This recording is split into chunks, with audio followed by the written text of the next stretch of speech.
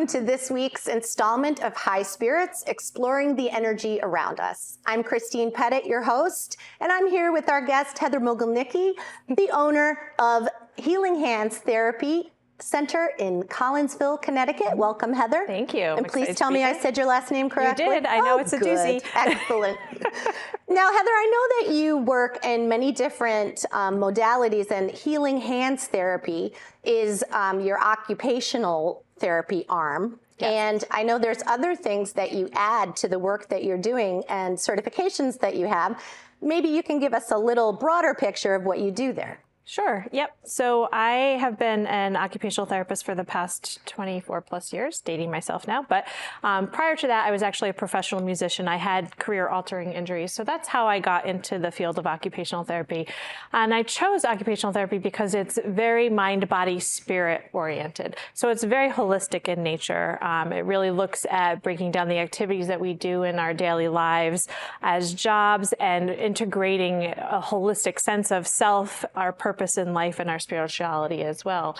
So about 5 years ago, I opened my own business, and I integrate psychic intuitive energy healing into my practice. And I work primarily with upper extremity orthopedic issues, as well as I focus with musicians as well because of my background in music. So it's kind of a holistic, I'm blending my science background with the energy healing as well that I've been studying and integrating. So very cool, yeah. very cool. So now, very fun. We met because I came to you with upper extremity issues from my work as a photographer, pianist, guitar, that sort of thing. So a musician as well.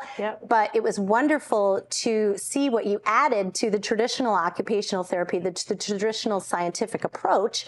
Right. And I was really blown away by the psychic and spiritual addition to the healing itself, because it was just so much more, like you said, integrative of the mind, the body, and the spirit, which are really one, unit to be addressed together, which Western medicine doesn't always incorporate all of those aspects into our healing. Yeah. So in some of our discussions, I found it very interesting to hear how you did come to the integration of all of these additional modalities to give a more comprehensive treatment to your musicians and the people that you're working with.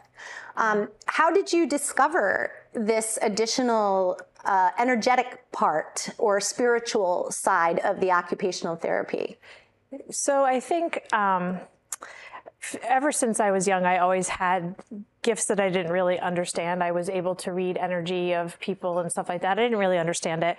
And then probably right around the time that I had my injuries and I was not then able to continue with my career in music, I had a couple other big things happen at the same time, and I shut those abilities down. And I just sort of went kind of just head down through life. And I ended up going into OT, wasn't really sure. I knew I wanted to specialize in the upper extremity and do that kind of thing.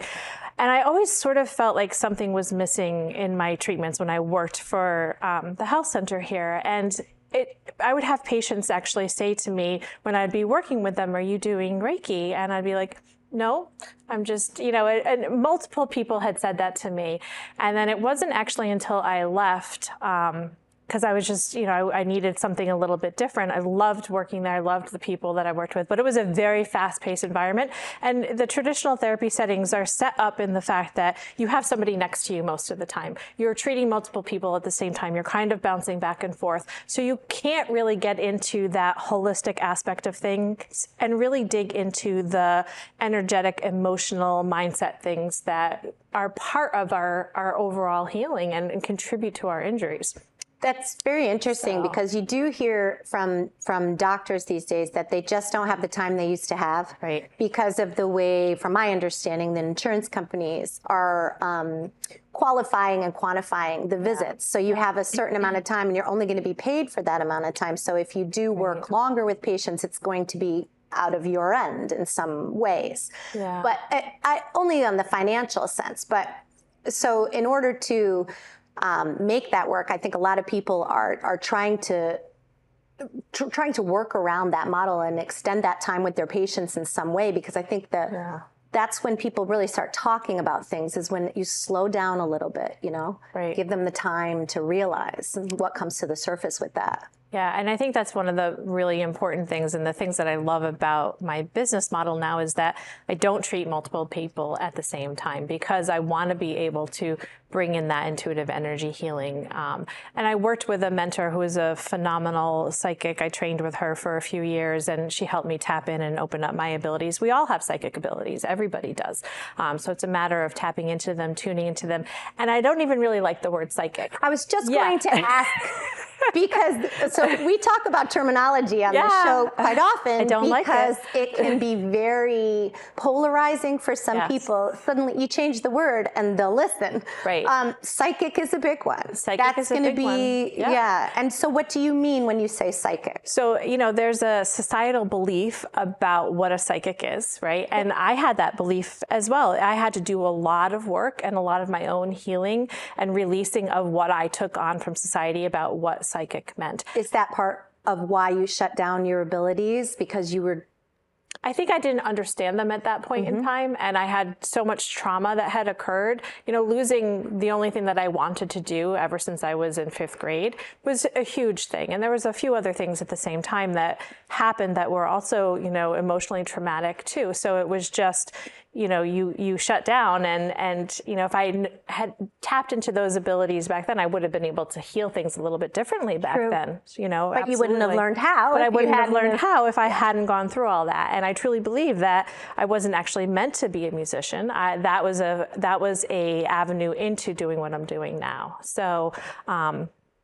But it is, I forgot what your actual question was now. Oh, the word psychic, yes. Yes. So yes. What you mean when you use the word. I use my psychic abilities. I can read energy. So even just this morning, I was working with a colleague of mine who had a client that they wanted my input on. She just said, I have a client, and she brought up the client's energy. She didn't tell me anything about the client.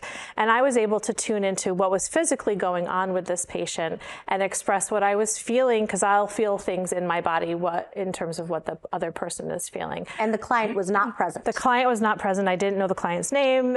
This woman that is a colleague of mine is in South Africa, so it's a totally different thing. So I was just telling her what I was seeing, what I was feeling, and it was all spot on. And I remember being really like blown away when my mentor did that. I was like, how do you do that? She goes, you'll see. You'll eventually understand it. So it's really tapping into the energy, you looking at the universal energy, but then also the energy of the person that you're working with. And you have to be it's not about reading minds. It's not about telling fortunes. For me, at least. For me, it's about really using my gifts to help people heal on a much deeper level. And you have to use the highest integrity when you're doing that, because you don't tap into people without their permission. That's not okay. You have to have their permission to tap into them. It would also be exhausting for you to use your abilities to be doing that. Like, it would just mess with your whole energy field in and of itself if you did that. So I don't read minds. Yes. I can read energy of the future, like in terms of if you ask me, is this in alignment for me to do? I can look at the energy of it and tell you what I feel. But energy is also always shifting and changing. As you shift and change too, that energy shifts as well. So now you mentioned healing on all levels. Yeah. What would those levels be? So I look at healing on, obviously you have to look at the physical level, like what's going on physically in our body, where are the restrictions, where's the illness, you know, where's the disease that's occurring.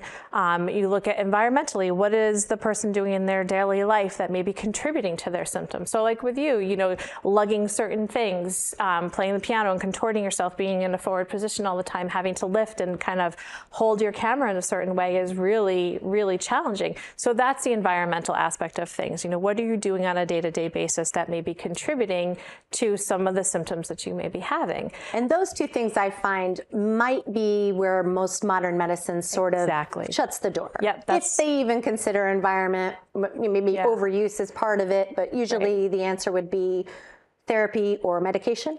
Medication, therapy, injection, rest. Yeah. Okay. Yeah, or surgery. Yeah. Okay. Yeah, that's typically where that road goes down. And then so then you've got those two that we usually are looking at. So what are you adding to that? So all levels would involve? Yep. So I look at the energetic aspect of that person. What are they doing that's in alignment at their soul level? Where are they out of alignment in that respect? Because when we're out of alignment, we tend to get pains and aches and stuff like that. Our stress level, right? And I'm doing a program actually right now on the energy of stress, because it's not stress management. There's an energy that underlies stress, and the world is incredibly stressed right now. So it's really about looking at the energy of where the stressors come from and digging into them on a deeper level personally. It's the mindset and emotional aspect of things as well, and then the spiritual aspect of things.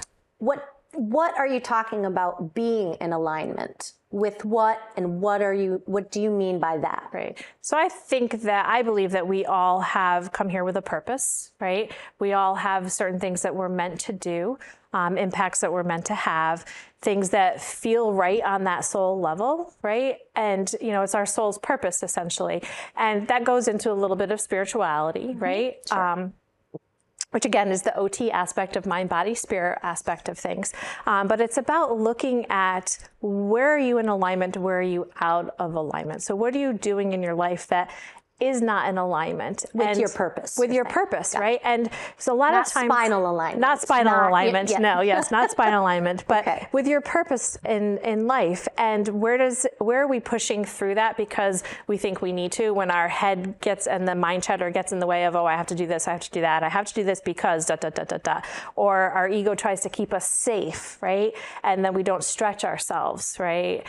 We stretch ourselves within our comfort zone, right? But we need to stretch and expand. And where are we doing things that just don't feel good and that aren't right? And that's when we're out of alignment. So like an example could be someone that's giving too much of themselves and not receiving, or yes. what could be an example of? So I had a client who was a musician that came to me with a bunch of different physical things. We looked at the environmental things. We looked at playing his ergonomics while playing the instrument. We got rid of a good portion of symptoms, but there's this one thing that just wouldn't go away. And one day I just asked him, I said, "What are you holding on to?" He's like, "I don't know," because I could tell, like, energetically, he wasn't in alignment with what he was doing, right? But as a job, as a part of his career path, okay. And it's not my job to tell people. It's my job to help people understand and find that answer on their own. So I ask leading questions for what I see, right? So he called me about a week later, and he's like, "I figured it out." And I was like, "Well, what did you figure out?" And he said, "I don't want to be a professional musician." I was like, "Well, wait a minute. Hold on, because this is huge. This is huge." So we worked a lot through it. I had him, talk to his teacher and talk to his family and all this stuff. And to this day, he still texts me and he's like, "I just want you to let you know how good I feel." I said, "How are your symptoms?" He's like, "They're completely gone." So just by having that realization, he was like, his symptoms completely disappeared, right?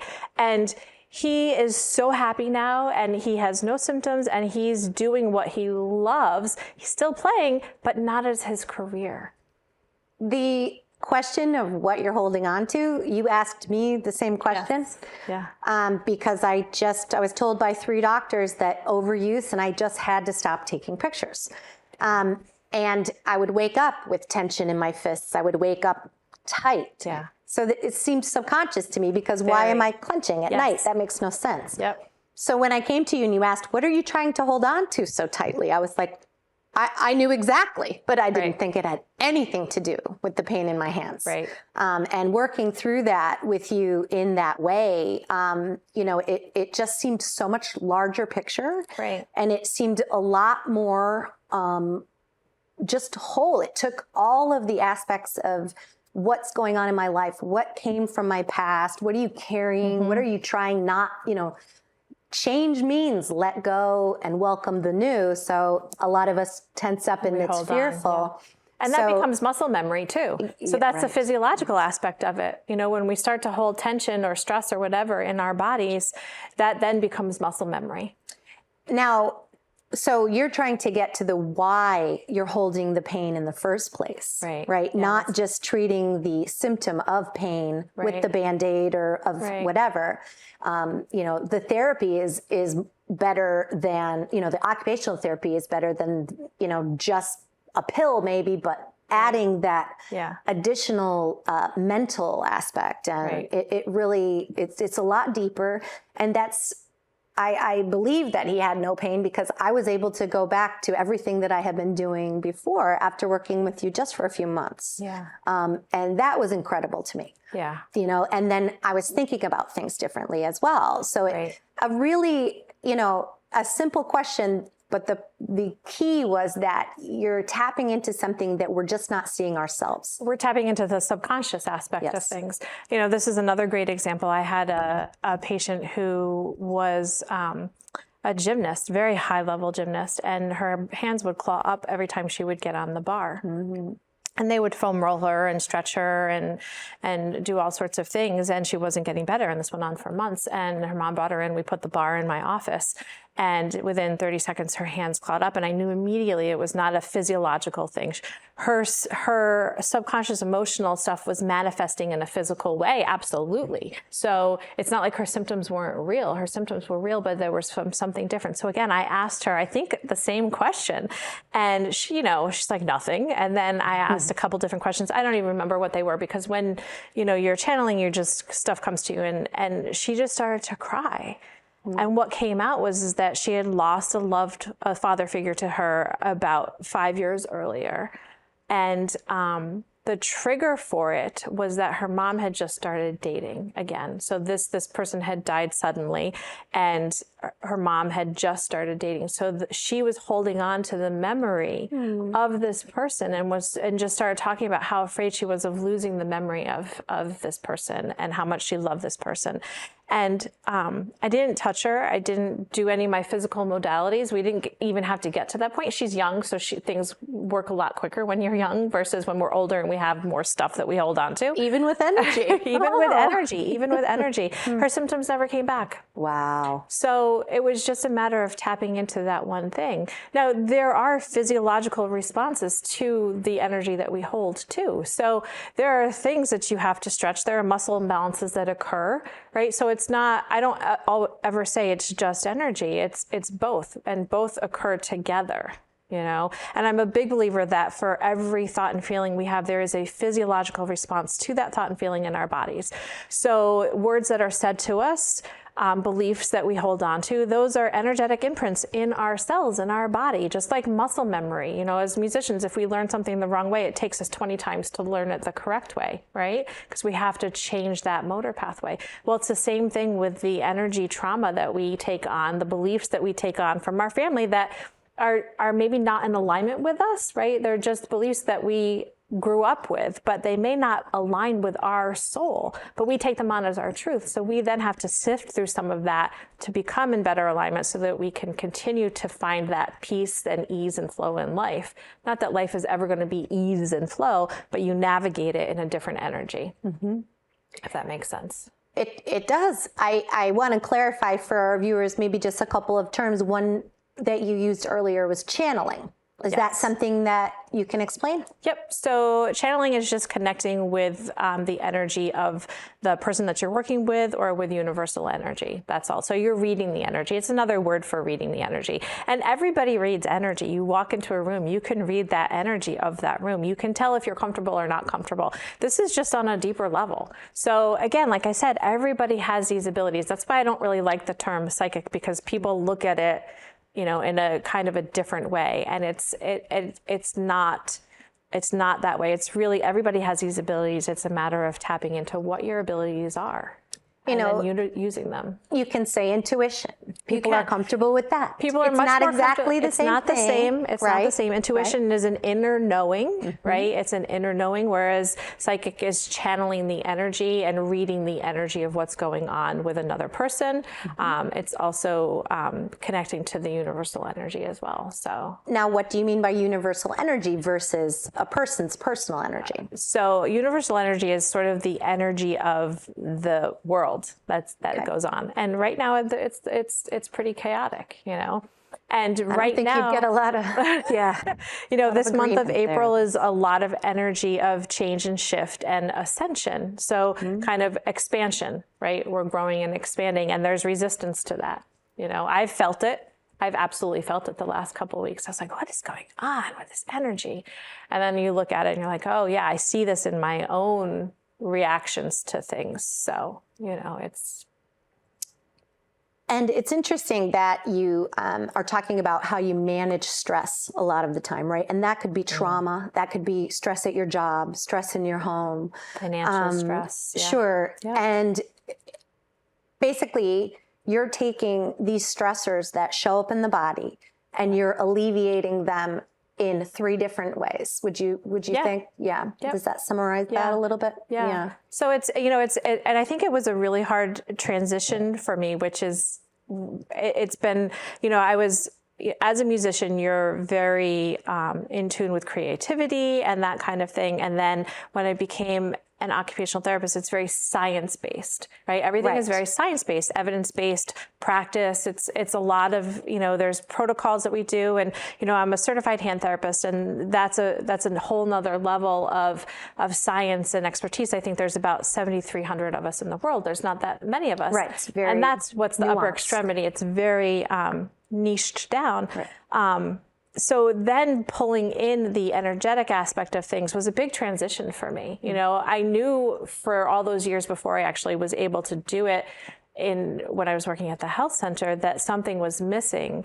But then now that I've really tapped into my abilities and expanded them and worked with somebody, mentoring them and expanding them, integrating them into the science has been really cool, but also very anxiety producing. I've had to do a lot of my own healing, a lot of releasing my own limiting beliefs about what that work means, what it means to others, how they view you, how you view yourself, releasing judgment. Tons of stuff. So it's been an expansion for me as well, which only helps me with my clients and patients. I can relate to, because I did have a period in my life with the same experience. My personal gifts scared me quite a bit, because I didn't have anybody explaining them to me, translating what was going on, which would have been fine if someone just said, oh yeah, that happens to all the women in our family or something, right? Then you go, oh, okay. And you can even lean into it. Instead, I just leaned away, was terrified, and spent a lot of energy keeping suppressing that suppressed. Yes. And it's exhausting, and it can create depression and sickness and anytime you're holding anything in that with that much effort, exactly. consistently. And I think about 25 years of it, and I was just... And that's being out of alignment. Correct. Exactly. Because you're naturally doing these things. Right. So if you fight something that's happening anyway, it's a big waste of time. It is a big waste of time. Because it's just going to keep happening and get louder and louder and louder, right? That's true. Kind of with anything you're supposed to be doing with your life, I think. It will kind of continue to show up until you acknowledge and interact on some level. Right? No, definitely. Absolutely. The universe will keep giving you signs and nudging you in a way. I know it's done that with me, and I know that I've ignored them a lot. And then you can continue to ignore, and the signs will get bigger and bigger and bigger until sometimes they'll actually literally just trip you up and throw you on the ground. So yes, that's happened to me as well. Sometimes that happens. If you need to slow down, suddenly you have a broken ankle, or it's very interesting how if you do have that belief system, how you can really look at these other influences on the things that have happened in your life. That it wasn't just that I left that chair out, Exactly. Why that one day, and why that time when this was going on, and it's I love looking at things with that larger picture view. You start to look at the subtle signs that really aren't that subtle, but you just start to notice them more and more and more and more. And it's the whatever we turn our attention to, will grow. Right. Exactly. So, yes, exactly. Now, this was a wonderful overview. I really appreciate your time today. And I love that you're going to be able to stay with us for another episode. Yes. So we will be having a follow-up with Heather today. Stay tuned for that, because we're going to go into a little more of the spiritual side of it. And do you have any closing remarks or anything that you'd like to wrap up for the data-driven portion of our data-driven portion? I know. I feel like our data-driven portion was actually more energetic portion of things. But yeah, I think there is a time and a place for everything. And thank God we have Western medicine, right? Because and thank God that there are people that can put people back together.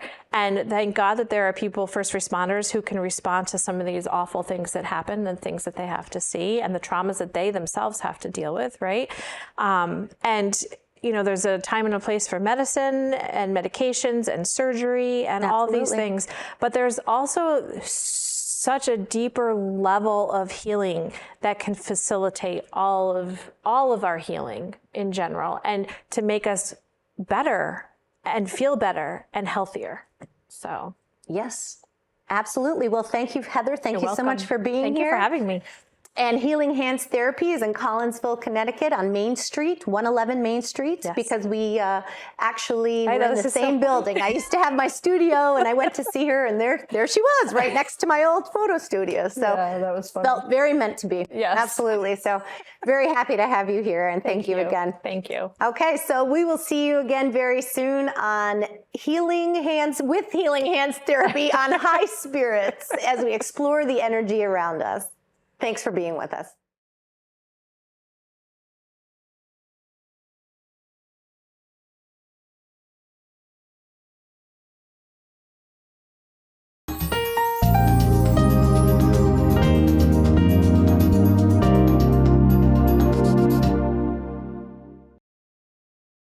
Riverview Apartments is Bristol's two-time beautification award-winning residence community for adults age 55 and older. They offer 1 or 2 bedroom apartments with modern appliances, air conditioning, wall-to-wall carpet, and tiled floors. Both heat and hot water are included.